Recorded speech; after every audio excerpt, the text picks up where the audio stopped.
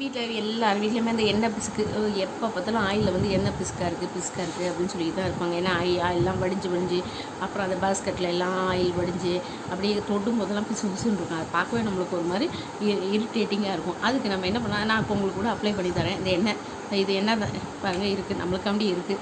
இந்த எண்ணெயை இதில் அப்ளை பண்ணி காட்டுறேன். இப்போ பண்ணிட்டீங்கன்னா இப்படி வலிஞ்சு கிடக்குதுன்னு வச்சுக்கோங்க. இப்போ நம்மளுக்கு ஃப்ரெண்ட்ஸு இருக்காங்கப்பா, கோதுமை இல்லைன்னா மைதா மாவு இல்லைன்னா ஃபேஸ் பவுடர், அதான் முகத்துக்கு போடுற ஃபேஸ் பவுடர், ஏதாவது நம்ம வீட்டில் ஏதோ இருக்கும். நிச்சயமாக இவங்களாம் நம்மளுக்கு கை கொடுப்பாங்க. அதை ஏதாவது ஒன்று எடுத்து நம்ம என்ன பண்ணலாம், நல்லா அப்ளை பண்ணி டைம் வாஷ் பண்ணி இப்படியே நல்லா தேய்ச்சிட்டு இது பண்ணிவிட்டு நல்லா அப்படி தொடச்சிட்டோன்னு வச்சுக்கோங்க, கம்ப்ளீட்டாக போயிடும். போதுமாயா? இது பாருங்கள், நம்ம உங்களுக்கு செஞ்சு கூட காட்டுறேன். நீங்கள் பாருங்கள், எங்கள் ஆயிலே இருக்காது, அந்த இதில் அப்ளை இருக்கவே இருக்காது, அப்படி கம்ப்ளீட்டாக போயிடும்.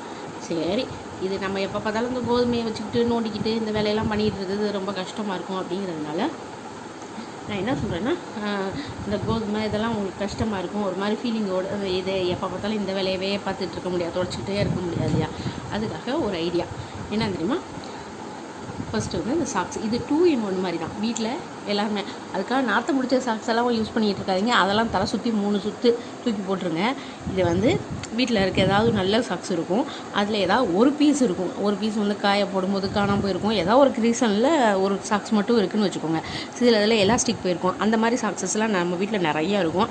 அதை தூக்கி எறியாமல் இப்போ நமக்கு வந்து இதுக்கு ஜட்டி மாட்டி விட்ட மாதிரி இதுக்கு என்ன பண்ணணும்னா, இதை வந்து நீங்கள் வந்து இதுக்கு அதாவது இன்னும் சொல்ல மறந்துட்டேன், இந்த சாக்ஸில் அந்த பாட்டம் பீஸ் இருக்கும்ல, அந்த இதை வந்து நான் கட் பண்ணி வச்சுக்கிறோம். அதான் 2 பக்கம் ஓப்பனிங் இருக்கணும். முதல்ல நம்மளுக்கு ஓப்பனிங் ஒரு சைடு தான் இருக்கும், இன்னொரு சைடு வந்து ஓப்பன் பண்ணி இருக்கிறத வந்து நம்ம என்ன பண்ணணும்னா கட் பண்ணிடணும்.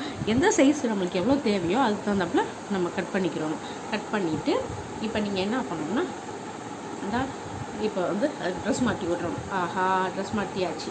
எவ்வளோ சைஸுக்கு தேவையோ அதுக்கு தகுந்தாப்புல, இப்போ நான் என்ன இதுக்கு சைஸுக்கு தகுந்தாப்புலனா அதுக்கு தகுந்தாப்புல கட் பண்ணியிருக்கேன். இப்போ பண்ணிவிட்டு பாருங்கள், எல்லாமே கோதுமையாக ஒட்டி இருக்குது. இப்போ என்ன பண்ணிங்கன்னா, இதை நீங்கள் வச்சுட்டு நீங்கள் என்ன பண்ணுங்கன்னா, ஆயிலில் நீங்கள் வந்து கிரிப்பாகவும் யூஸ் ஆகும், ரெண்டாவது வந்து ஆயிலும் பிசுப்பு இருக்காது. நல்லா வந்து கிளாஸ் பாட்டில்னால் கூட நல்லா கிரிப்பாகவும் பிடிச்சிக்கிறது இருக்கும், ஆயில் பிசுப்பும் இருக்காது.